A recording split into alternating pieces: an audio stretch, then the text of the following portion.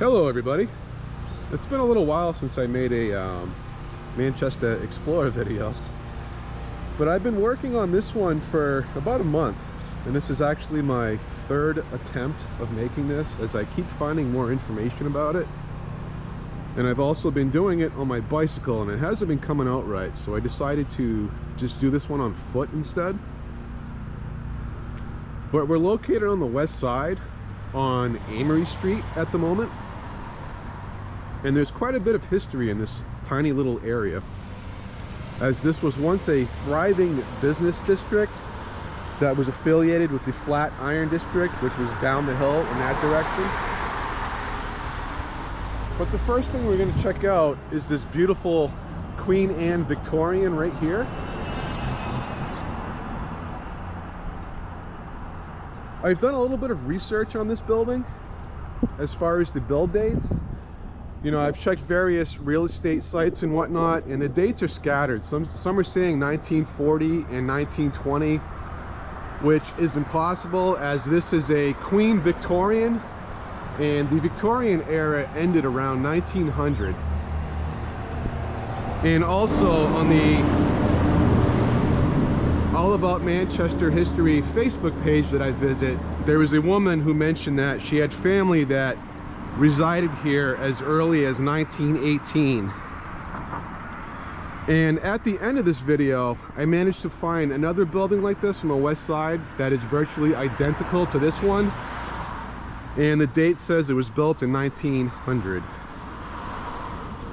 So I'm going to say this building was built around 1900. And as you can see, it's still mostly original.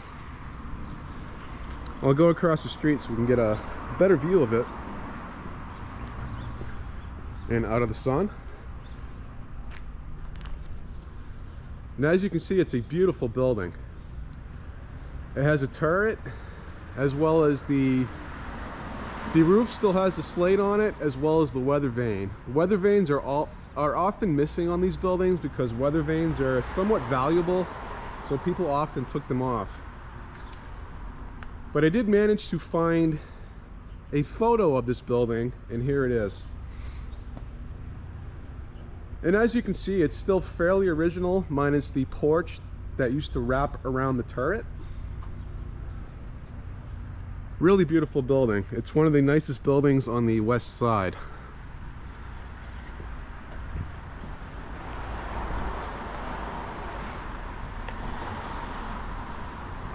And like I said, I found another one that's identical to this one that'll be at the end of this video. And also, while I'm here, there's also 3 storefronts here. These have been converted into a small apartment and a garage, but at one time these 2 buildings here were small stores, as well as this one here. This one here, I recall being an aquarium store during the early 80s, as I've been here with my grandmother, as she used to have an aquarium, and we came here a couple times to buy some fish. So right now I'm assuming this is an apartment building, but it was once a small business. And now we'll head up in this direction.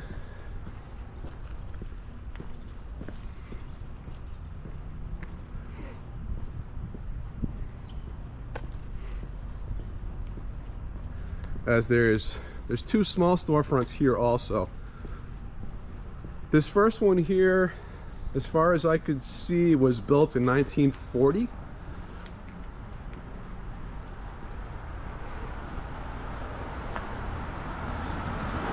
And the other one was built around 1900. I found 2 dates, one said 1900 and the other said 1910. So these 2 buildings served as various businesses back in the day. I'm not going to get into the details of what businesses they were because there's been dozens of them.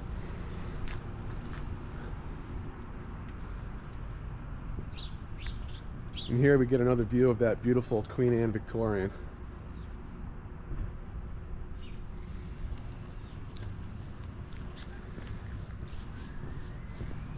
And we'll head over here. Yeah, I recall when this parking lot was a dirt parking lot. as I did go to school at St. Mary's, and I recall there being carnivals here during the fall, right around this time period. So during the 80s, this was all just a vacant dirt parking lot. But taken right about here on a rooftop, I don't think it was taken, you know, from the church, as I don't think the church was even built during this time period. But here's a picture taken from a rooftop. It's undated, but it looks to be from the late 1800s or around 1900. I don't see many utility poles or any automobiles in the picture, so it's likely around 1900. The Rimmon School can be seen in the picture, as well as the old fire station that used to be here, which was called the Ladder Number 6 Fulton Station, as well as the Rock Rimmon Cliff in the distant background. And as you can see, a few of the buildings are no longer present, so I'm not sure if there was actually a line of buildings that went up and down the right side of this road. There may have been, but I am not positive, as I was not alive back then. So if anyone knows, please mention it in the comments rather, as it seems kind of strange that there's a line of buildings on this side and there's nothing here.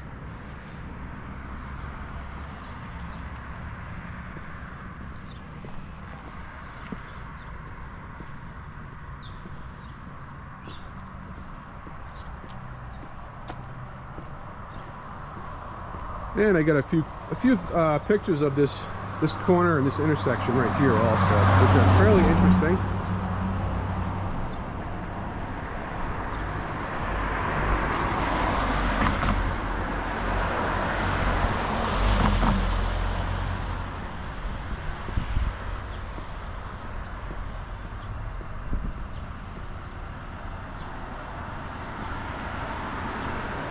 But I managed to find a few pictures of this building right here. I'll try to get out of the sun here. And this is the corner of Dubuque Street and Amory Street. And I found a picture dated to 1925 that shows what was once the Emile Duval Jr. grocery store. The store eventually became the first Champagne grocery store that was formed during 1933 by a gentleman named Romeo Champagne, who also opened many other Champagne grocery stores throughout New Hampshire. One was on Wilson Street, which I believe may have been this building here in this photo. And another was located on Valley Street, which can be seen in this photo. I also managed to find a picture of the Champagne's grocery store. It's a night picture, and you can see the neon light that was lit up here. And here's the picture. And as you can see, the whole first floor of this building was once a grocery store, which is kind of crazy when you think about it.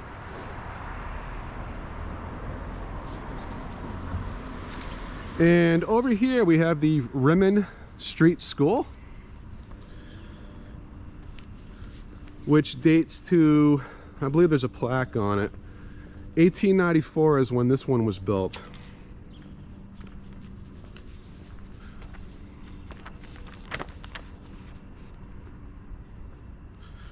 And one of the things that I notice when I'm, exploring or riding my bike through the city is all these neighborhood schools. They were everywhere. Like every neighborhood had these little schools.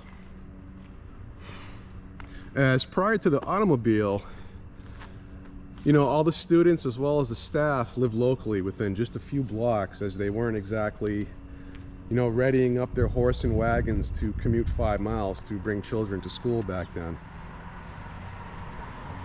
So prior to the automobile, communities were a lot tighter back then, as people didn't really venture too far away from their neighborhoods, as it really was an adventure to load up your horses and wagons and to leave the city.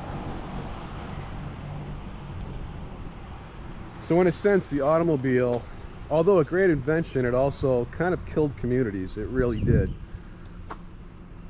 As I was just saying, back then, everybody just kind of stayed local.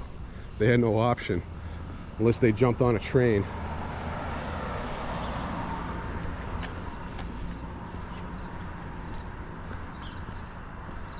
Yeah, but these little schools, like if you actually pay attention when you're driving or walking around the city, they're everywhere. Most have been converted into small businesses and apartments. So at least they haven't been torn down.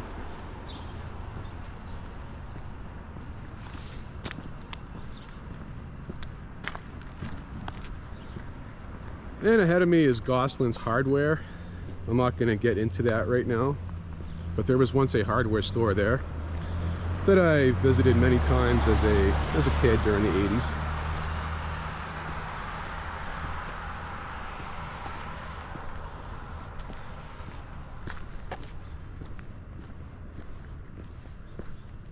But right here on the corner of Rimmon and Amory Street rather, is where Ladder Company 6 Fulton Station once stood, which was a fire station, obviously. The station was constructed during 1893 and stood here until 1988 when a fire claimed it. I'm not sure if it was arson, but I kind of think it was, because I believe the building was abandoned when it did get burned down. You know, I recall this building quite vividly as I grew up in this neighborhood during the early 80s. And it kind of stinks that it got burned down.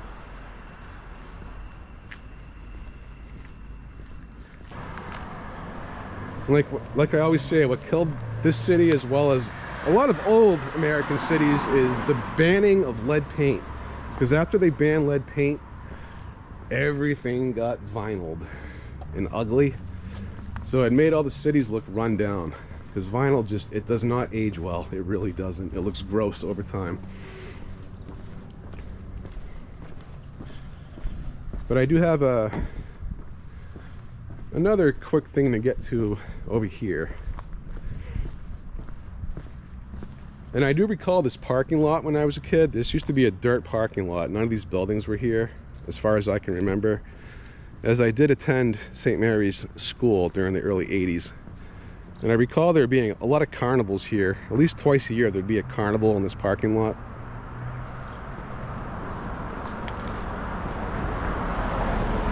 But for this next photo, I'm gonna have to cross the street here.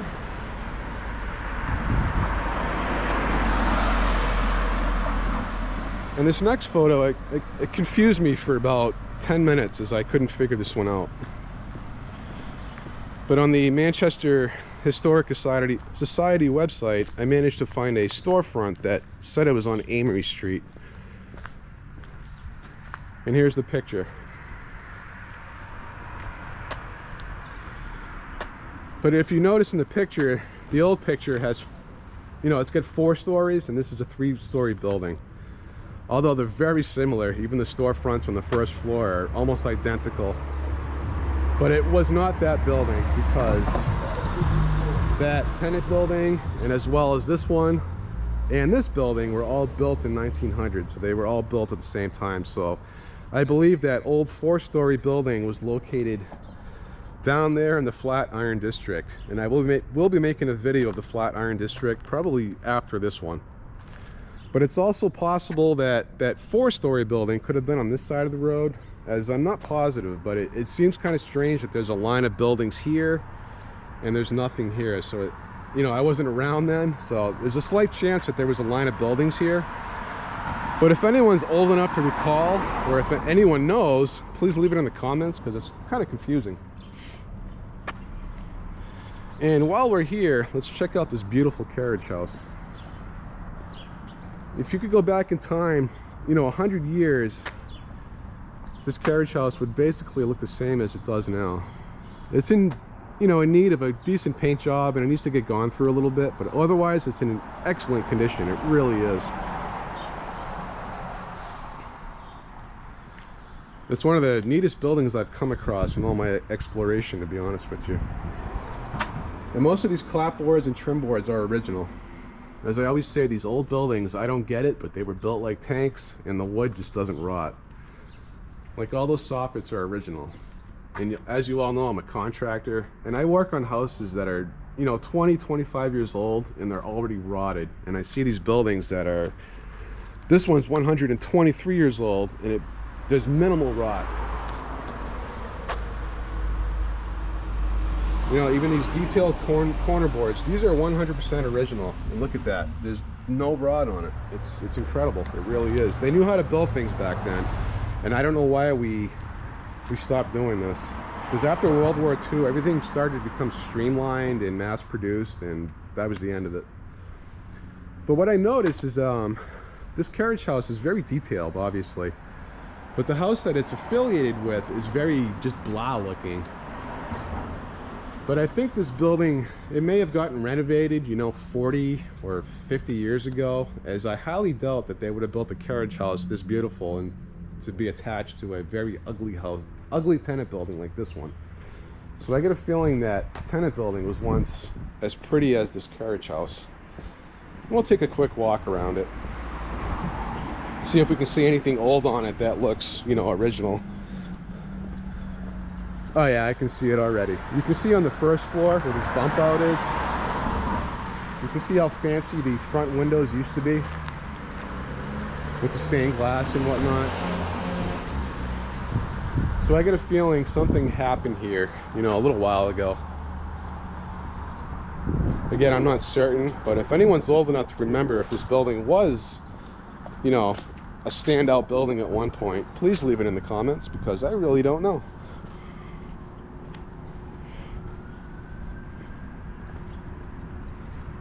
Because it is a rather plain Jane tenant building compared to that carriage house. And you can see all the beautiful stonework. So yeah, I think this was once a beauty at one point. Even that building in front of us is kind of neat, the way it's rounded in the front. Look at this entryway, it's so cool. You know, nobody builds stuff like this anymore. It's kind of sad.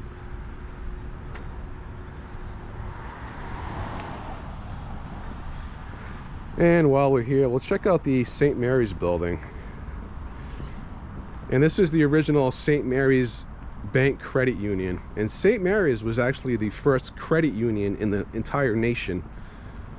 And someone told me in a comment on the Facebook history page is that the original owner actually ran the business out of his living room. That's how it started.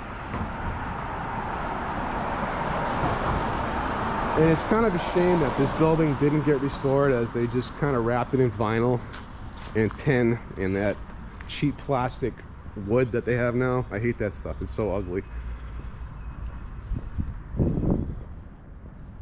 But as you can see, this, I mean, it's still a beautiful building, but you know, if it wasn't wrapped in vinyl, this building would be stunning. It really would.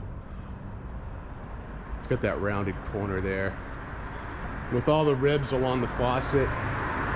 The soffit, you know, all that scroll work. It's very intricate, it's beautiful. Like, none of the trim around these windows is original, none of it is. This has all been redone. It may have been in a sorry state of decomposition also, but in my opinion, a building like this should have been restored properly, and it wasn't, not even close.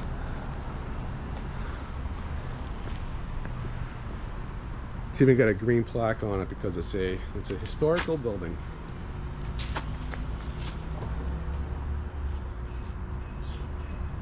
As well as the building right next to it, it also got poorly done. They hired a cheap not a cheap contractor, but a contractor that just wrapped it in vinyl and tin. It's unfortunate, but at least the building's still here, and maybe someday somebody will restore it.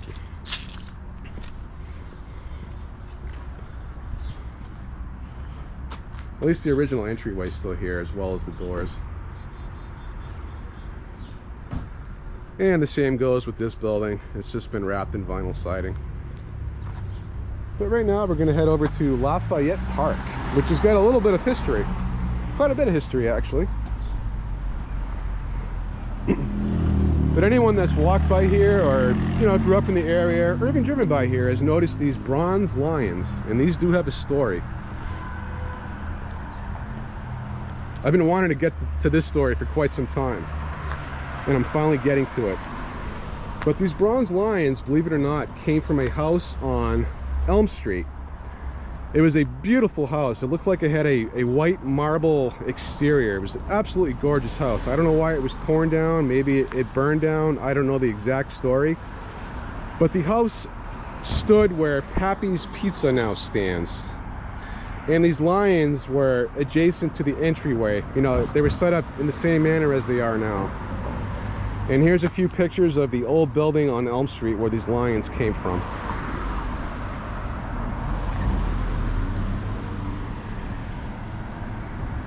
It's amazing that these haven't been graffitied or vandalized yet. It really is.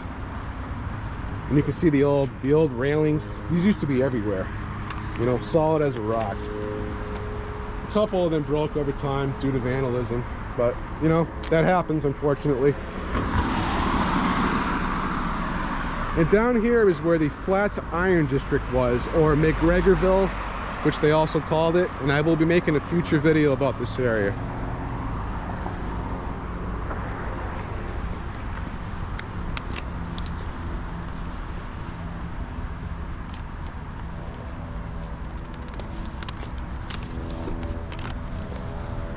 All right, let's try to get out of the sun.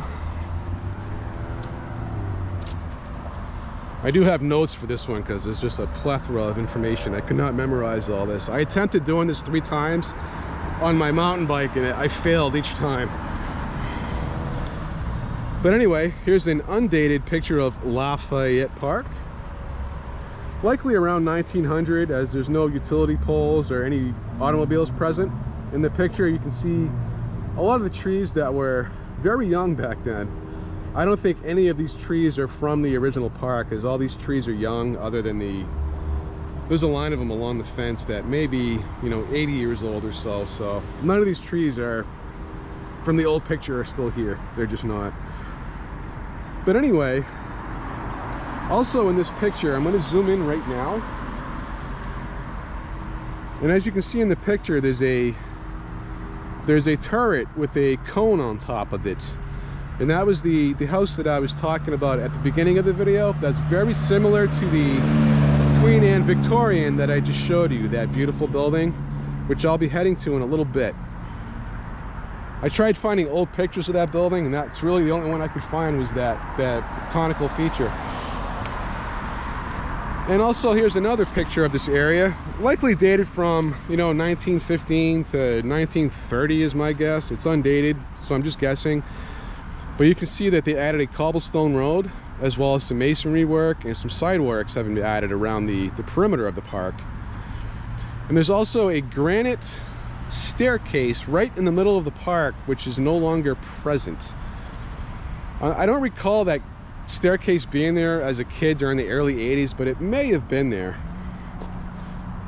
So this park has been, you know, it's been revamped a few times, at least 3 times. Might have even been 4 times. But right now we're going to head towards the St. Mary's Church. And while we're here, let's check out this statue. It's written in French, so I can't really read it. I used to be able to read French, but I've just forgotten about it over time. But this gentleman's name was Ferdinand Gagnon, and he lived from 1849 to 1886. I'm not sure who he was or what importance he was, but there he is. There's Ferdinand. And as you can see, this is the state of all the parks in the city. You know, they're just getting ruined. They really are. You know, there's a heroin needle cap there, and it's just littered with just trash. You know, it's really sad. It really is. And we're still in Lafayette Park. I had to edit this one in because I forgot about this picture. I'm not sure of the date because I'm just kind of like going off memory because I looked at it last night. But I recalled that it showed the original staircase that was here and also a very nice picture of the church.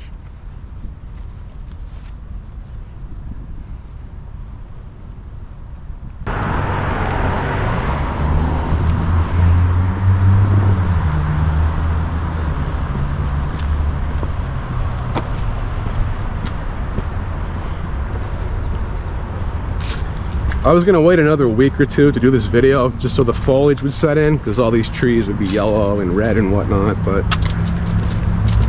whatever, right? They're starting to change, so you guys can see some color.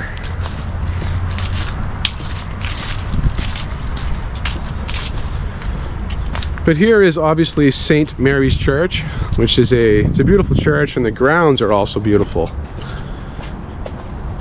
And if this church wasn't planted here, you know, this whole neighborhood would have gone downhill in a sense. As because this church is here, it's kind of an anchor. So all the surrounding neighborhoods within a block and a half are still in decent shape.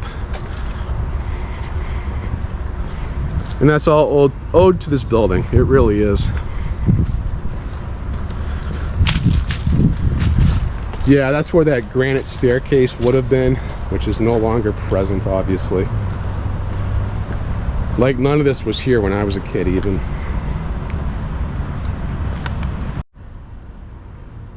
Sorry, I had to edit out this video as I got a phone call, so it ruined my one-shot take.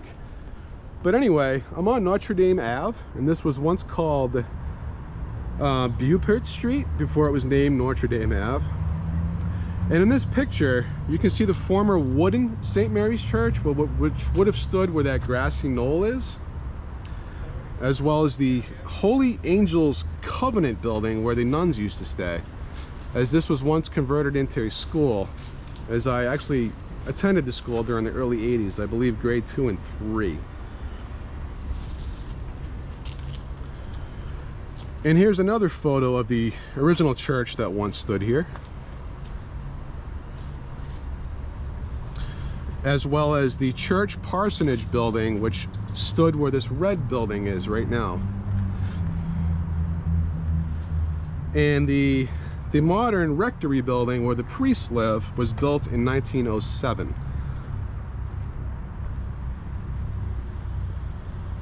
And we'll get a closer look at it because it is a really nice brick building. It really is.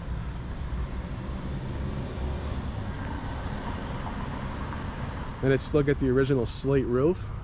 And I don't care what anyone says, slate is the best thing to use on a roof because it lasts forever. It really does. It'll outlast tin or any of those metal roofs.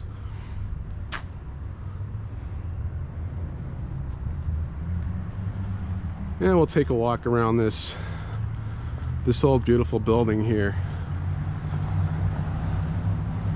The Holy Angels building, built in 1885, which the plaque states. Beautiful building, it really is. And I'll post a few random pictures as I'm walking around here, as I managed to find quite a few of them.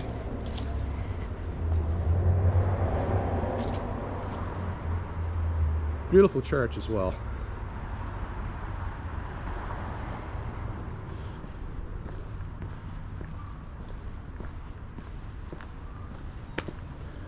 You know, when I was a kid, none of this was here. This wasn't even a parking lot. This was used for recess. As back then, this was an actual school system here. I'm not sure what it's used for now, as far as the other buildings.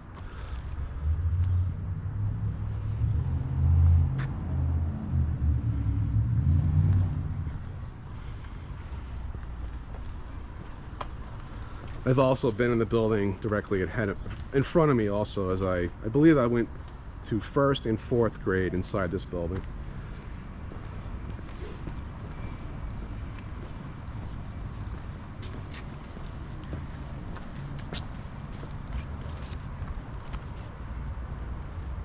And I believe I did find a photo similar to this angle, and I'll post it right now.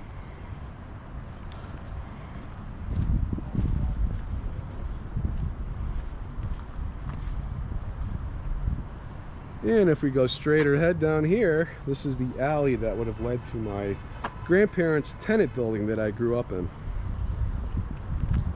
So I spent a lot of time in this area as a kid. And I'm still spending time in this area.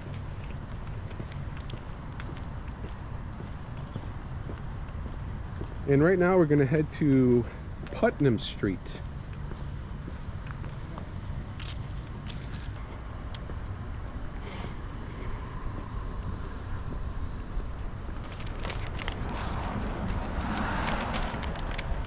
And also, I almost forgot, but I also found a picture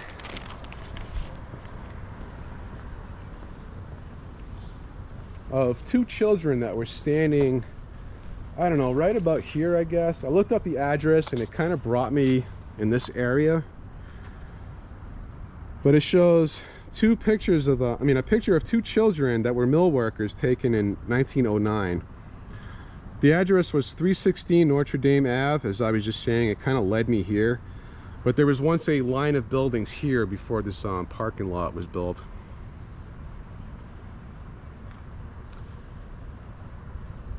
I'm trying to remember if, the buildings were here when I was a kid, but I honestly just don't remember. You know, when you're 8, 10 years old, you're not trying to remember where all the buildings were, if you know what I mean. Well, let's head over to Putnam Street.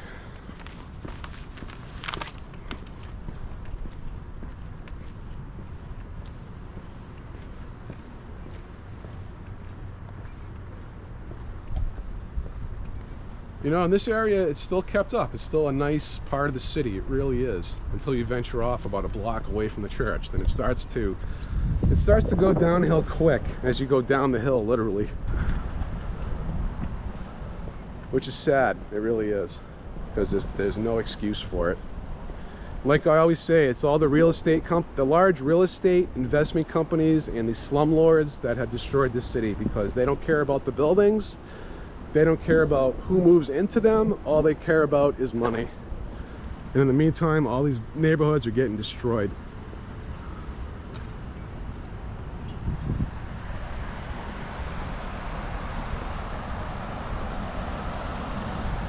And I don't like insulting people, but you know, I've witnessed the tail end of this city for what it used to be compared to what it is now, and it's really sad. It really is. Sorry, I had to edit this out as my battery died. The thing with these GoPros is that the batteries don't last that long when you're running a 4K video. But anyway, we're gonna head down Putnam Street, and here's a photo depicting a mother and her two daughters standing in front of the next building that we're going to check out. In the distance on Foundry Street, you can see the tall Amory coal chimney, as well as the horse stables in the distance. And I will be making future videos of the lower section of this area soon, within the next 2 weeks or so, as these do take time.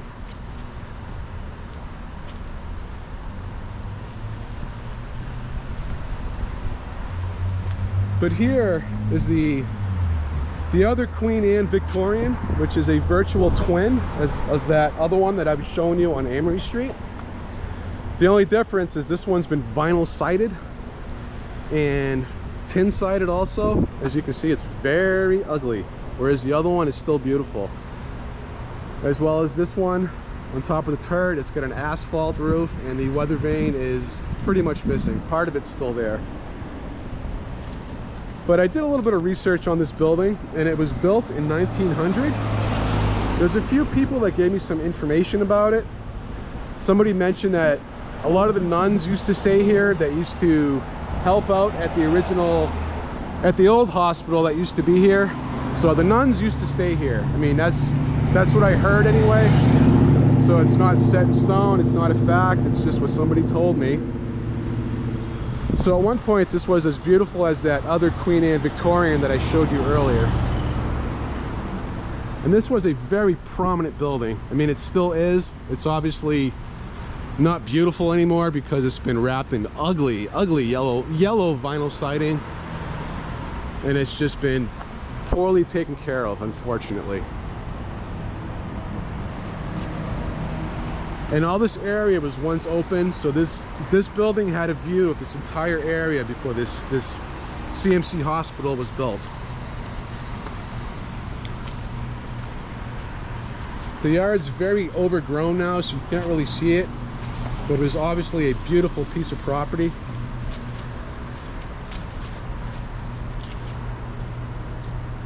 And it's the exact same thing as that other house that I showed you. And this one still has the porch wrapped around the turret, although it's not the original porch by any means.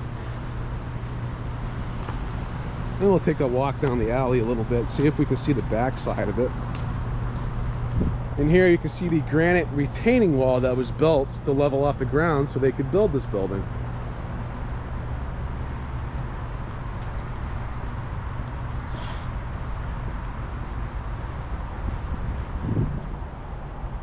Yeah, you're not going to really be able to see anything because it's just overgrown. You can't see the back side of the house. But as you can see, it just Manchester is just, it's turning into a dump. Like literally, it's a dump. I hate saying that, but it is. You know, I try to look at the old version in my head. I can still see the beauty. It's still there. Be positive, right? As much as I'd say it'll take a turn for the better, I don't see it happening. I really don't. Unless something drastic happens. But we'll head down here, and I have one more picture to show you, which will be a tease of my next video.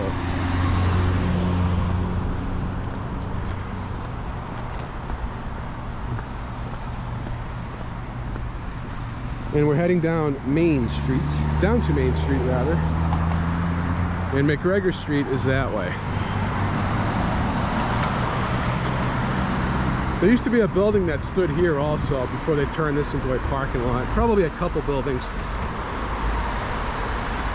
But most of these buildings in front of me, they're all original, they're all old. I'll see if I can dig up some pictures and I'll just kind of randomly post it right now.